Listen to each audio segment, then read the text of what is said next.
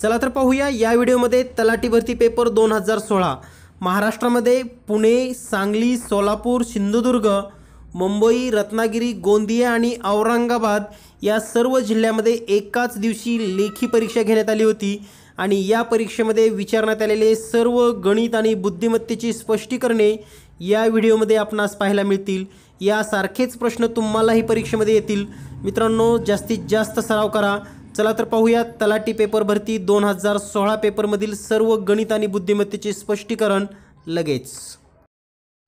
या व्हिडिओमध्ये पाहूया आपण तलाठी भरती स्पेशल। मित्रांनो, तलाठी भरती पेपर 2016 जो की पुणे, सांगली, सोलापूर, सिंधुदुर्ग, मुंबई, रत्नागिरी, मुंबई उपनगर, गोंदिया आणि औरंगाबाद या सर्व जिल्ह्यामध्ये एकच पेपर घेतला गेला होता जो की 2016 मध्ये झालेला आहे। तर 2016 मध्ये झालेला तलाठी भरती पेपर या सर्व जिल्ह्यामध्ये एकच पेपर होता, एकाच दिवशी परीक्षा झाली होती। तर या सर्व जिल्ह्यातील तलाठी भरती पेपरचे गणित आणि बुद्धिमत्तेचे स्पष्टीकरण आपण या व्हिडिओमध्ये पाहणार आहोत। तलाठी भरती करत असताना जर तुम्हाला कोणत्या घटकांची तयारी पाहिजे असेल, त्याचबरोबर PDF व 500 व्हिडिओ लिंक जर तुम्हाला हवे असतील तर मित्रांनो आजच टेलिग्राम चॅनल जॉईन करा। @geniusmath किंवा जीनियस मॅथ म्हणून जर आपण चॅनल सर्च केलं टेलिग्रामवर तर या ठिकाणी आपणास तलाठी भरती संबंधी सर्व व्हिडिओ, त्याचबरोबर यानंतर जे काही व्हिडिओ असतील या सर्व व्हिडिओच्या लिंक तुम्हाला टेलिग्राम चॅनलवर उपलब्ध होतील। तर मित्रांनो, आजच टेलिग्राम चॅनल जॉईन करा। @geniusmath किंवा जीनियस मॅथ हे जर आपण टेलिग्रामवर सर्च केलं तर हा ग्रुप तुम्ही जॉईन केल्यानंतर या ग्रुपमध्ये तुम्हाला सर्व PDF आणि 500 पेक्षा जास्त व्हिडिओच्या लिंक सहज उपलब्ध होतील। तुम्हाला जो घटक अवघड वाटतोय अशा सर्व घटकांची तयारी आणि सर्व व्हिडिओच्या लिंक तुम्हाला या चॅनलवर मिळणार आहेत। त्याचबरोबर आपण जीनियस मॅथ हे चॅनल सबस्क्राइब केलं नसेल तर लगेच सबस्क्राइब करा, कारण या चॅनलच्या द्वारे आपली तलाठी भरती पूर्ण तयारी अगदी घरी बसून होणार आहे। चला तर पाहूया पहिला प्रश्न लगेच। पहिलाच प्रश्न आहे, आकृतीमध्ये एकूण त्रिकोण किती? तर मित्रांनो, या ठिकाणी जर आपण पाहिलं तर या ठिकाणी जे लहान त्रिकोण दिसतात 1 2 3 4 5 6 7 8 9 तर हे लहान त्रिकोण आहेत 9 अधिक या ठिकाणी हा एक त्रिकोण दिसतोय तुम्हाला, त्याचबरोबर हा दुसरा 2 प्लस हे 2 त्रिकोण, त्यानंतर हा मोठा एक त्रिकोण आपल्याला दिसतोय हा +1 आणि हा जो सर्वात मोठा त्रिकोण आहे हा 1। तर या सर्वांची जर बेरीज केली तर आपल्याला या ठिकाणी एकूण 13 त्रिकोण भेटतील, म्हणजेच या आकृतीमध्ये एकूण 13 त्रिकोण असतील। तर मित्रांनो, आपणास आकृतीत त्रिकोण, चौकोन व चौरस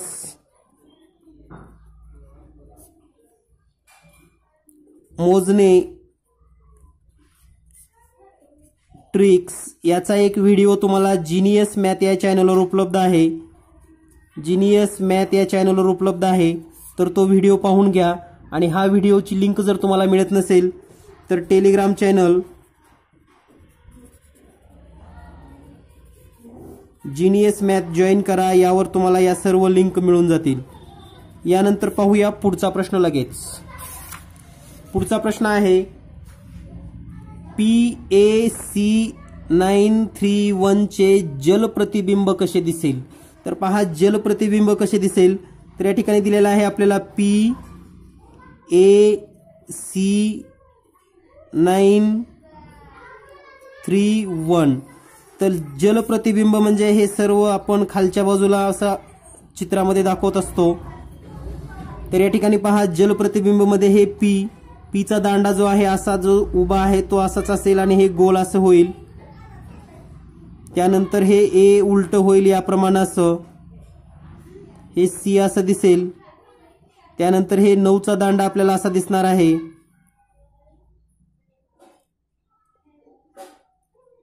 तीन तीन सारखंच दिसेल आणि 1.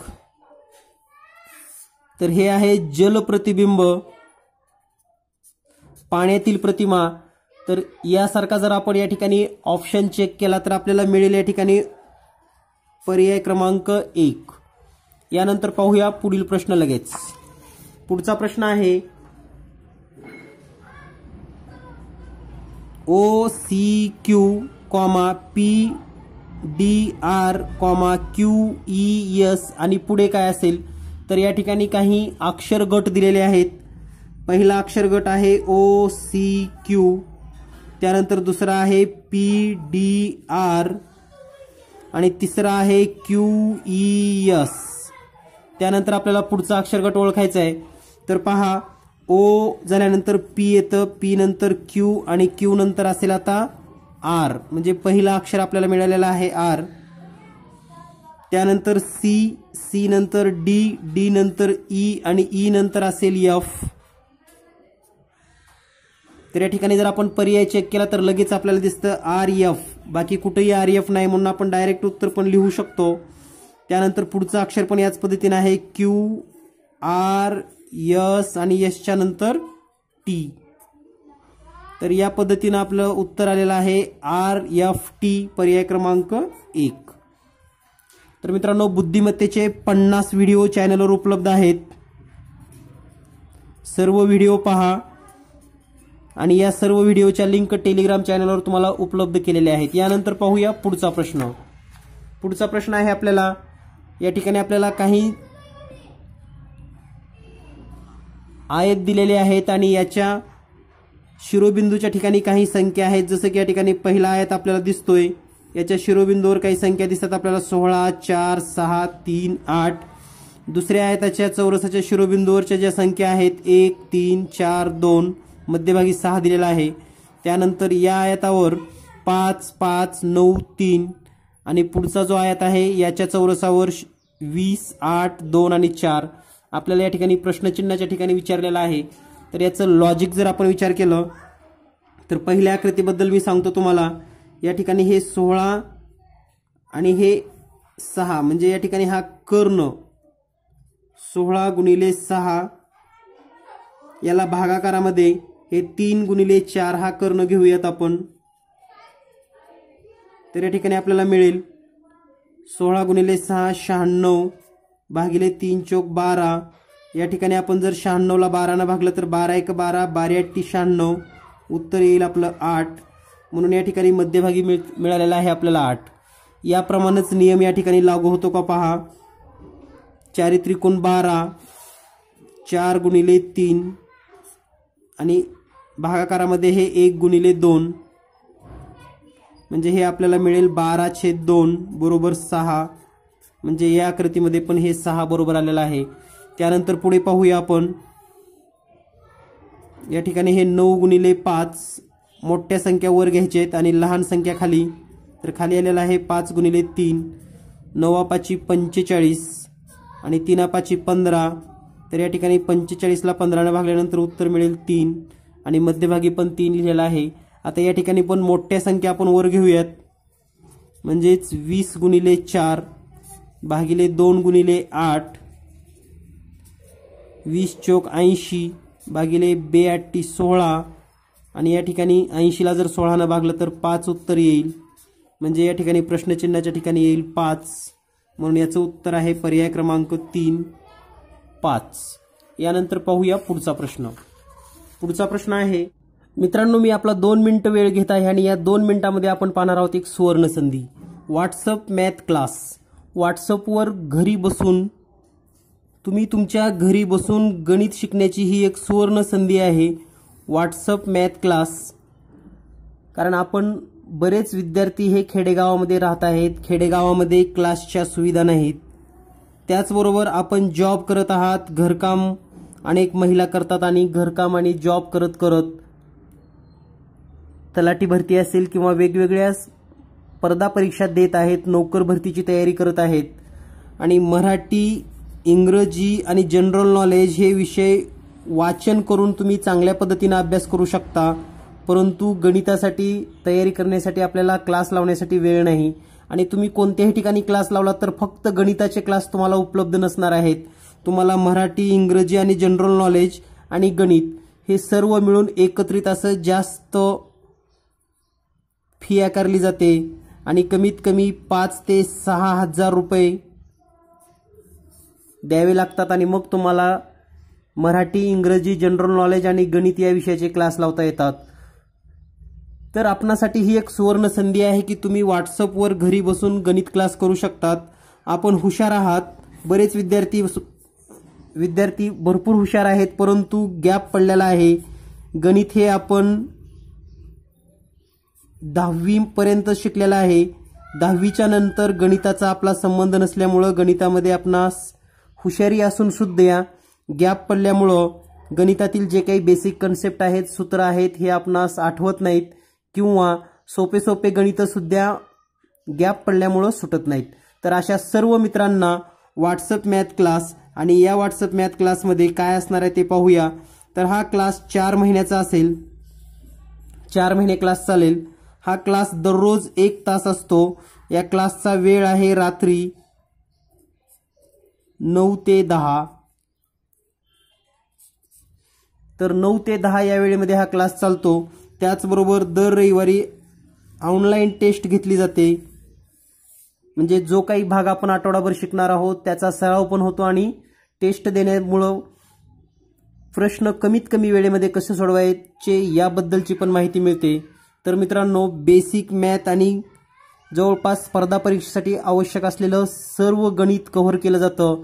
जर आपणास हा क्लास लावायचा असेल तर आपण 8856 046 142 या नंबरवर व्हॉट्सअप करा. तुम्हाला क्लासबद्दलची संपूर्ण माहिती दिली जाईल आणि त्याचबरोबर आपणास एक घरपोच हा प्रश्नसंच मिळणार आहे. Genius math, basic math and question set सर्व स्पर्धा परीक्षेसाठी हा उपयुक्त असून हा क्वेश्चन सेट आपण जर ऑनलाईन क्लास जॉईन केला तर मिळू शकतो. या क्वेश्चन सेट मार्फत आपणास सर्व स्पर्धा परीक्षेची तयारी करून घेतली जाणार आहे. त्याचबरोबर या क्वेश्चन सेटमध्ये बेसिक माहिती तुम्हाला शिकायला मिळणार आहे. यामध्ये मग पाडे असतील, वर्ग, घन, त्याचबरोबर गुणोत्तर, प्रमाण अशा वेगवेगळ्या गोष्टी आणि या क्वेश्चन सेटमध्ये एकूण 1000 प्रश्न असणार आहेत. या ठिकाणी आपण पाहत आहात प्रश्न. तर हे 1000 प्रश्न आणि या 1000 प्रश्नांचं स्पष्टीकरण पण दिलं जाणार आहे. 1000 प्रश्न जे की स्पर्धा परीक्षेसाठी अतिशय महत्त्वाचे आहेत. आपण पोलीस भरती, तलाठी किंवा कोणतीही नोकर भरतीसाठी तयारी करत असाल तर हा क्वेश्चन सेट अतिशय उपयुक्त आहे आणि हा क्वेश्चन सेट पण आपण जर ऑनलाईन क्लास जॉईन केलात तर तुम्हाला हा घरपोच पाठवला जातो. तर मित्रांनो, अगदी घरी बसून शिकण्याची ही एक सुवर्ण संधी असून 4 महिन्यामध्ये गणित परफेक्ट होऊन जाईल. आपणास जर हा क्लास जॉईन करायचा असेल तर आपण या ठिकाणी दिलेल्या नंबरवर व्हॉट्सअप करा. 8856 046 142 या नंबरवर आपण व्हॉट्सअप करा. तुम्हाला क्लासबद्दल संपूर्ण माहिती दिली जाईल. विशेषतः ज्या महिला भगिनी आहेत ज्या खेडेगावामध्ये राहतात आणि क्लासची सुविधा नसल्यामुळे गणित आणि बुद्धिमत्तेची तयारी होत नाही, तर अशा सर्वांसाठी हा क्लास उपयुक्त आहे. चला तर पाहूया यानंतर महत्त्वाची प्रश्न आणि स्पष्टीकरण लगेच.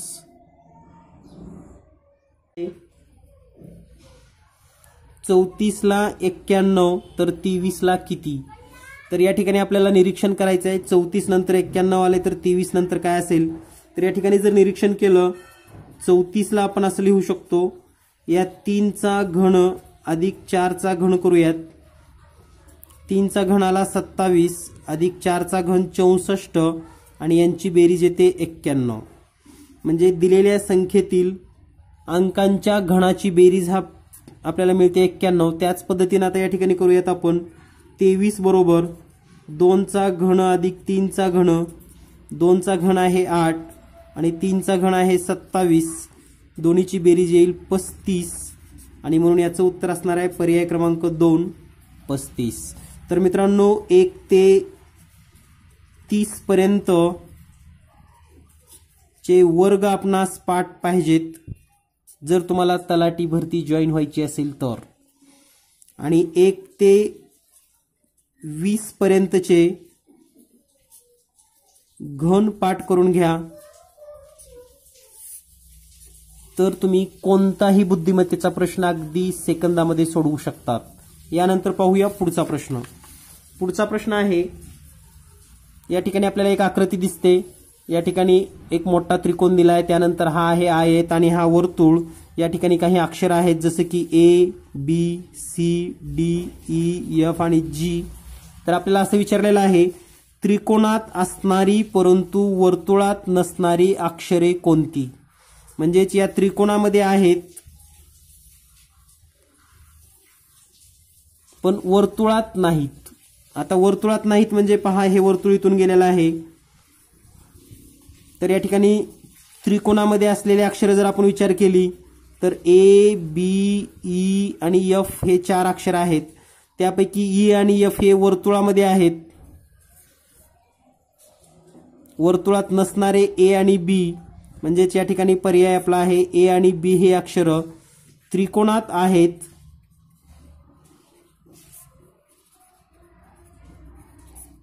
परंतु वर्तुळात नाहीत. तर हा प्रश्न अगदी निरीक्षणाने तुम्ही सोडवू शकतात. यानंतर पाहूया पुढचा प्रश्न.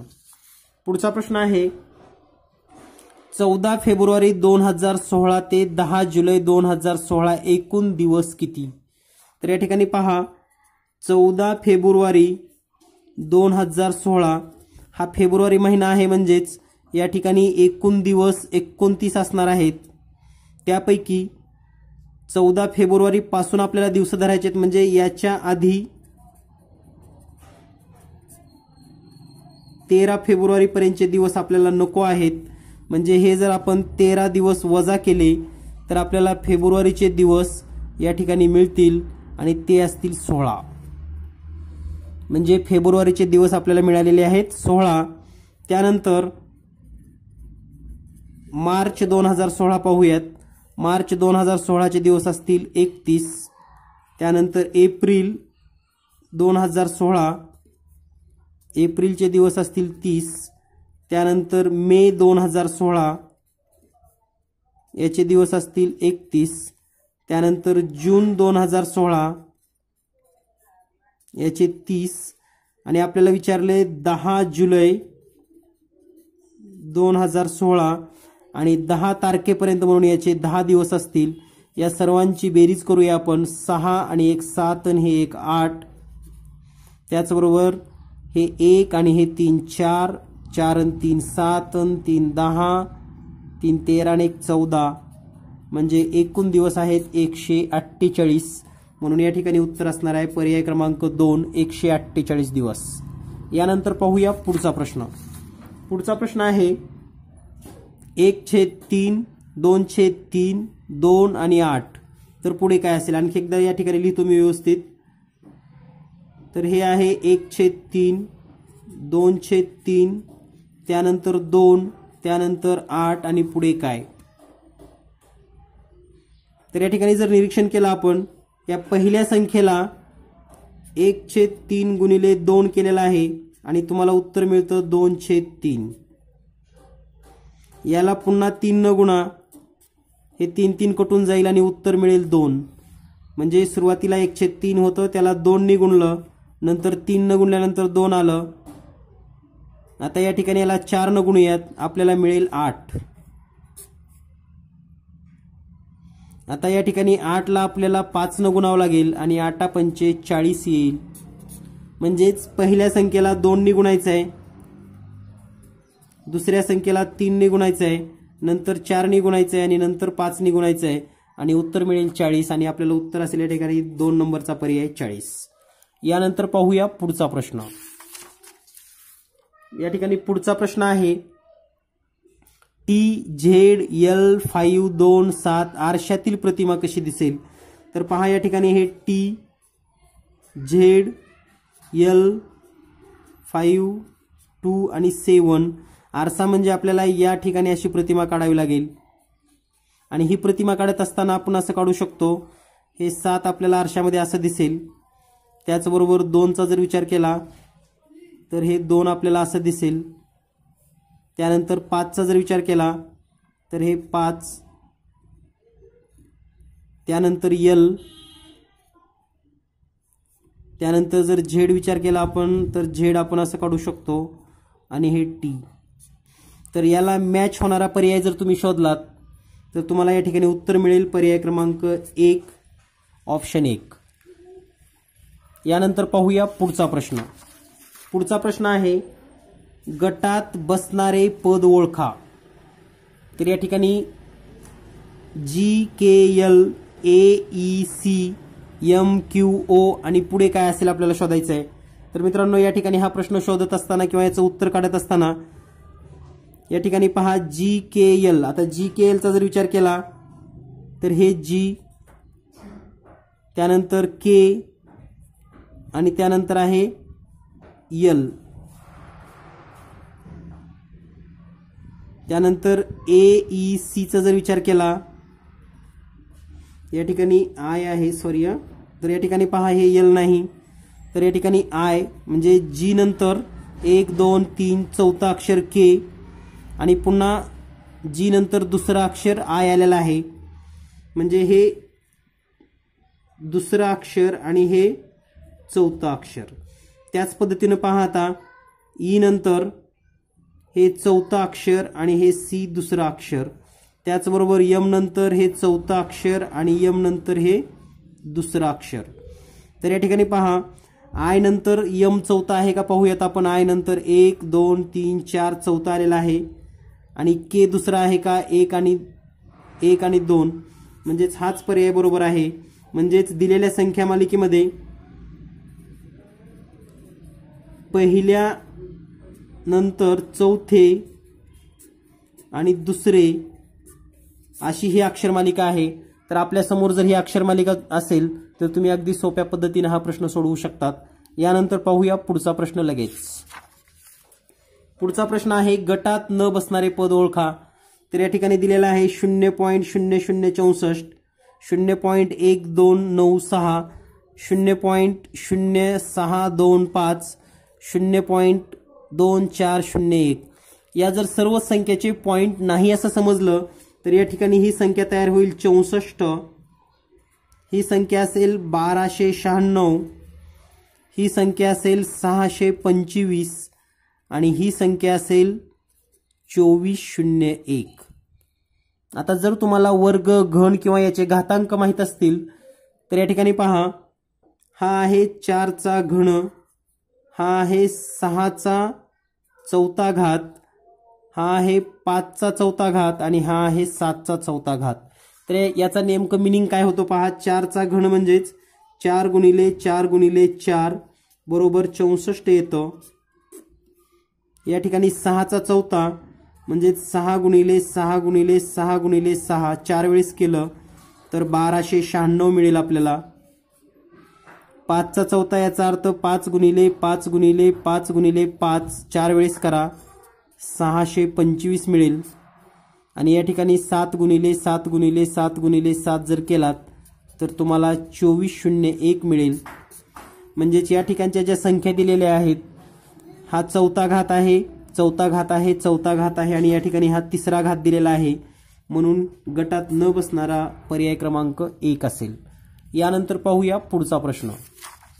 पुढचा प्रश्न आहे एक अंकमालिका आपल्याला या ठिकाणी दिलेली आहे आणि या अंकमालिकेमध्ये 4 नंतर लगेच 7 म्हणजे पहा 4 नंतर 7 असलं पाहिजे पण 4 पूर्वी 9 नाही असे किती वेळा झाले. परंतु या ठिकाणी हे 9 नसावं. तर याप्रमाणे आपल्याला नेमकं किती वेळेस आपल्याला या ठिकाणी दिलेलं आहे ते पाहूया. तर सुरुवातीला आपल्याला पाहायचं आहे 47 कुठं कुठं आहे ते आपण चेक करूयात. या ठिकाणी एक 47 आहे, त्यानंतर हे दुसरं, हे तिसरं, चौथं आणि हे 5वं. तर 47 पूर्वी या ठिकाणी 0 आहे हे आपल्याला चालेल. 47 पूर्वी 5 आहे हे पण पाहिजे.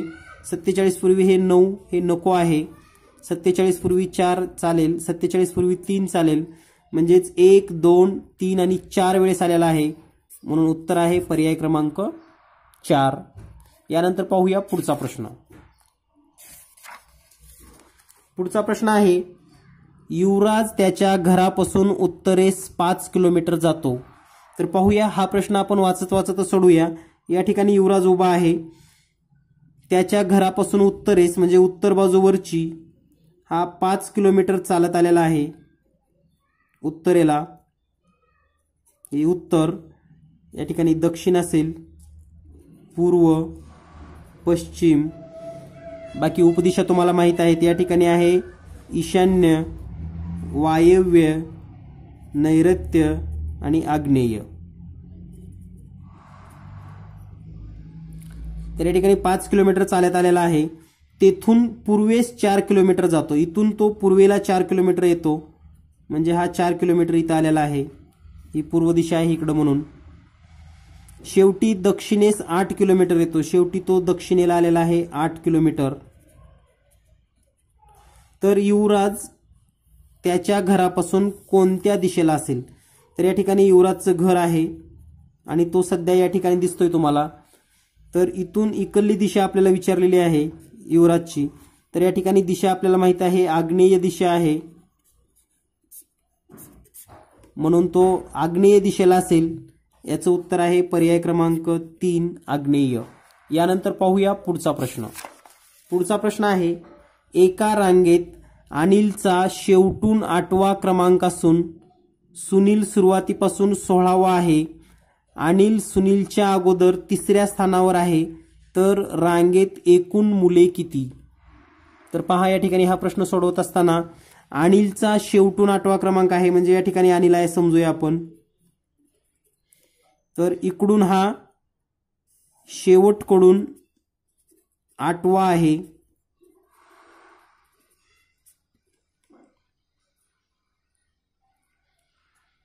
त्यानंतर सुनील सुरुवातीपासून 16वा आहे।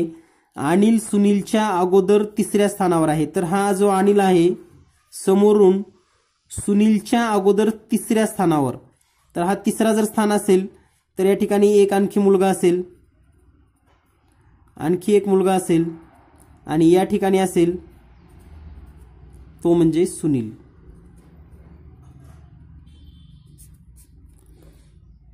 तर पहा, या ठिकाणी अनिल हा शेवटून 8वा आहे, सुनील इथं आलेला आहे। आता हा जर 8वा असेल तर इथून इकडे एकूण विद्यार्थी जे असणार आहेत किंवा एकूण मुलं जे असणार आहेत ते मुलं असणार आहेत 7 मुले असणार आहेत आणि हा अनिल असणार आहे 8वा। त्याचबरोबर सुनीलच्या आधी अनिल हा 3रा आहे, म्हणजे हा 1, 2 आणि हा 3रा, पहिला, दुसरा आणि 3रा। हा सुनील सुरुवातीपासून, हा जो सुनील आहे तो आहे 16वा, म्हणजेच या रांगेमध्ये सुरुवातीपासून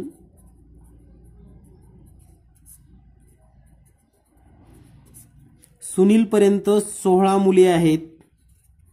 आता आपल्याला एक माहिती होती या ठिकाणी, अनिलच्या इकडे 7 मुलं आहेत, सुनील पर्यंत हे 3। आता इथून जे पुढे मुलं राहणार आहेत इथून इकडं ते असणार आहेत 4 मुलं, सुनील पर्यंतचे 16 आणि हे सुनीलच्या इकडे असणार असले 4 मुलं प्लस 4, एकूण 20 मुलं या रांगेमध्ये असतील। तर हा पूर्ण तर्क आणि या ठिकाणी जी मांडणी केलेली आहे यावरून तुम्हाला हा प्रश्न सोडवावा लागेल आणि याचं उत्तर असणार आहे पर्याय क्रमांक 1। यानंतर पाहूया पुढचा प्रश्न। पुढचा प्रश्न आहे, सम संबंध असलेले पद निवडा। सम संबंध, तर या ठिकाणी पहा ए बी, ए नंतर प्लस 1 केलेला आहे, एल एम प्लस 1 केलेला आहे। या ठिकाणी पहा आता झेड वाय म्हणजे -1 करून मिळालेला आहे। तर आपण या ठिकाणी जर विचार केला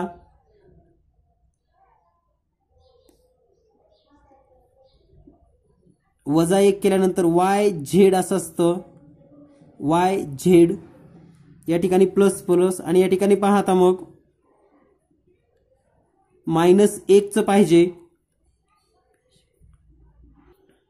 म्हणजे पहिलं पद आपल्याला आणि पहिल्या पदातून 1 वजा केल्यानंतर जर विचार केला आपण तर ओ, आणि ओ मधून 1 वजा, या ठिकाणी पी मधून जर 1 वजा केलं तर ओ येतं, म्हणून या ठिकाणी पर्याय क्रमांक 2 उत्तर हे बरोबर असेल। यानंतर पाहूया पुढचा प्रश्न लगेच। चे पद ओळखा। तर या ठिकाणी 11, 18, 31, 42 आणि 59 दिलेला आहे। तर यामध्ये चुकीचं काय आहे हे आपल्याला शोधायचं आहे। तर चुकीचं काय आहे जर शोधायचं असेल आपल्याला तर हे 11, 18, 31, 42 आणि 59 यामध्ये काही सहसंबंध आहे का पाहूया. तर 11 + 7 केल्यानंतर 18 येतं. आता या ठिकाणी विचार करा +7 आलेला आहे.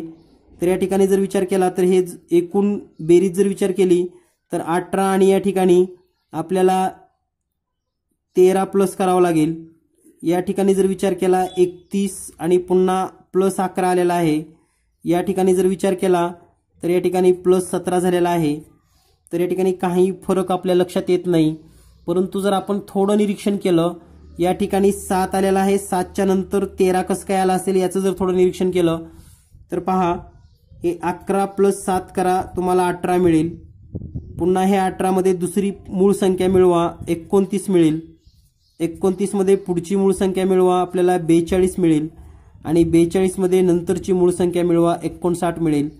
म्हणजेच या ठिकाणी एक गोष्ट लक्षात आली असेल हे 11 + 7 हे 18 आलेला आहे, +11 29 आलेला आहे, +13 42 आलेला आहे आणि +17 केल्यानंतर 59 आलेला आहे.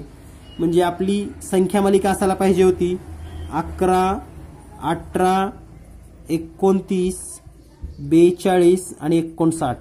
म्हणजेच मूळ संख्यांनी बेरीज वाढत गेलेली आहे. परंतु आपल्याला या ठिकाणी चुकीचं 31 दिलेलं आहे, 29 पाहिजे होतं या ठिकाणी. म्हणून चुकीचं पद आहे 31, पर्याय क्रमांक 3. यानंतर पाहूया पुढचा प्रश्न. पुढचा प्रश्न आहे गटात न बसणारे ओळखा. तर या ठिकाणी गटात न बसणारे जर विचार केलात तर हे अल्फाबेट प्रमाणे आर नंतर पी येणार आहे, एन येणार आहे, एल येणार आहे. तर ही उलट आहेत, सर्व उलट अल्फाबेट आहेत. एल, एन, पी, आर असे उलट येतात. त्याचप्रमाणे बी, डी, एफ, एच हे पण उलट येतात. त्यानंतर टी, व्ही, एक्स, झेड हे पण उलट आहेत. पण आर, पी, टी, आर याच्यामध्ये उलट क्रमांक पाळला गेलेला नाही, हे नियमामध्ये बसत नाही म्हणून याचं वेगळं आहे, पर्याय क्रमांक 4. यानंतर पाहूया पुढचा प्रश्न. पुढचा प्रश्न आहे 5 नद्यापैकी बी ही ई पेक्षा लांबीने कमी तर सी पेक्षा जास्त आहे. डी ही सर्वात लांब नदी आहे. ए ही ई पेक्षा कमी पण बी पेक्षा थोडी जास्त आहे. तर चढत्या क्रमाने नद्या मांडा. तर या ठिकाणी एक वाक्य खूप महत्वाचं आहे की डी ही सर्वात लांब नदी आहे. आणि एवढं जरी वाक्य वाचलात तर तुम्ही या ठिकाणी पर्याय डी ही सगळ्यात मोठं, पर्याय क्रमांक डी सांगू शकतात. तर इतक्या सोप्या पद्धतीने हा सेकंदामध्ये प्रश्न सुटतो. कारण चढता क्रम म्हणजे सगळ्यात मोठी नदी डी आहे ही सांगितलेलं आहे आणि डी शेवटी असलेला एकच पर्याय आहे. तरी पण हा प्रश्न सोडवायचा कसा ते पाहूया. बी ही ई पेक्षा लांबीने कमी तर बी ही ई पेक्षा कमी आहे. तर आता पहा ही जर ई असेल तर बी ही ई पेक्षा कमी आहे म्हणजे या ठिकाणी बी असेल. तर सी पेक्षा जास्त आहे पण ही सी पेक्षा ई पेक्षा कमी परंतु सी पेक्षा जास्त म्हणजे सी इथपर्यंतच असेल अशी. आता डी सर्वात लांब आहे म्हणजे ऑलरेडी डी तर सगळ्यात लांब आपण लिहून ठेवणारच आहात. त्यानंतर ए ही ई पेक्षा कमी पण बी पेक्षा थोडी जास्त आहे. तर ए जी आहे ही ई पेक्षा कमी म्हणजे ए इतके असेल, ई पेक्षा कमी परंतु बी पेक्षा जास्त. तर सर्वात लहान आता आपल्याला दिसते या ठिकाणी सी, त्यापेक्षा थोडी मोठी बी, त्यानंतर ए, त्यानंतर ई आणि नंतर डी. हा आहे चढता क्रम लांबीमध्ये आणि तुम्हाला पर्याय क्रमांक डी या ठिकाणी दिसतोय. यानंतर पाहूया पुढचा प्रश्न. यानंतरचा पुढचा प्रश्न आहे मास्टर हा शब्द NZTSQFQ असा लिहितात तर पॉकेट हा शब्द कसा लिहावा. तर थोडं जर निरीक्षण केलं MASTER म्हणजेच NZTSFQ तर पहा यम नंतर एन येतं, हे नंतर येतं तर झेडच्या आधी ए येतं. एसच्या नंतर टी येतं तर एसच्या आधी टी येतं म्हणजे पुढे. त्यानंतर ई नंतर एफ येतं आणि क्यूच्या आधी आर येतं. तर या पद्धतीनं एक प्लस आहे, एक मायनस आहे, एक प्लस आहे, एक मायनस आहे, एक प्लस आहे आणि एक मायनस आहे. या पद्धतीने जर निरीक्षण केलात तर तुम्हाला या ठिकाणी पॉकेट या शब्दाबद्दल जर रिव्हर्सचा विचार केला तर याचं उत्तर आहे पर्याय क्रमांक 1. तुम्ही चेक करू शकता तुमच्या समोर अल्फाबेट्स ठेवून. यानंतर पाहूया पुढचा प्रश्न. पुढचा प्रश्न आहे सेल्फ एम्प्लॉयमेंट ऑर सर्व्हिस यामध्ये 2 वेळा आलेली अक्षरं किती आहेत? म्हणजे 2 वेळा किंवा 2 वेळापेक्षा जास्त आलेली अक्षरं किती आहेत? तर या ठिकाणी ई अक्षर आलेलं आहे 2दा, त्यानंतर एल अक्षर आहे, यम आहे, ओ आहे आणि यस आहे. तर इतके अक्षर हे 2 वेळेस आलेले आहेत. म्हणजेच 1 2 3 4 5 अक्षर आहेत हे सर्व. म्हणून उत्तर आहे पर्याय क्रमांक 3 सी. शेवटचा या ठिकाणी आपल्याला अक्षर मालिका पूर्ण करायची आहे. M dash P dash P N M N dash M P dash M N P M P N. तर सुरुवातीला आपण पाहूयात की या ठिकाणी एकूण किती अक्षर आहेत. 1 2 3 4 5 6 7 8 9 10 11 12 13 14 15 16 17 18. तर या ठिकाणी टोटल अक्षर आहेत 18. म्हणजे याचे जर गट पाडायचे असतील तर एक तर 3चा गट पडेल किंवा 6चा गट पडेल. आपण जर 3चा गट पाहिला तर यम डॅश पी, पुन्हा या ठिकाणी यम यायला पाहिजे आणि या ठिकाणी पी यायला पाहिजे पण आलं नाही. म्हणजे या ठिकाणी 6चा गट घेऊयात. तर 1 2 3 4 5 6चा गट घेऊयात. या ठिकाणी गट करूयात आपण 1 2 3 4 5 6, त्यानंतर 1 2 3 4 5 6, 1 2 3 4 5 6. तर या ठिकाणी पहा दुसऱ्या गटाची आपल्याला सुरुवात दिसते यम एन. इथं पण यम एन दिसतंय म्हणजे या ठिकाणी पण यम एन असेल. त्यानंतर तिसऱ्या गटामध्ये या ठिकाणी पी एम आहे. इथं यम दिलेला आहे, इथं पी दिलेला आहे म्हणजे या ठिकाणी यम असेल आणि इथं पी असेल. आता चौथा गट या ठिकाणी पूर्ण आहे म्हणजे या ठिकाणी पी एन असेल आणि पी एन असेल. म्हणजे या ठिकाणी एकूण जर अक्षर विचार केले तर हे आलेलं एन, त्यानंतरचं यम, त्यानंतर पी, त्यानंतर एन, त्यानंतर एन. तर हा पर्याय आपल्याला शोधावा लागेल. N M P N N म्हणजेच N M P N N. पर्याय क्रमांक 2 उत्तर बरोबर असेल. तर मित्रांनो चॅनल सोबत राहा. महाराष्ट्रात प्रत्येक जिल्ह्यातील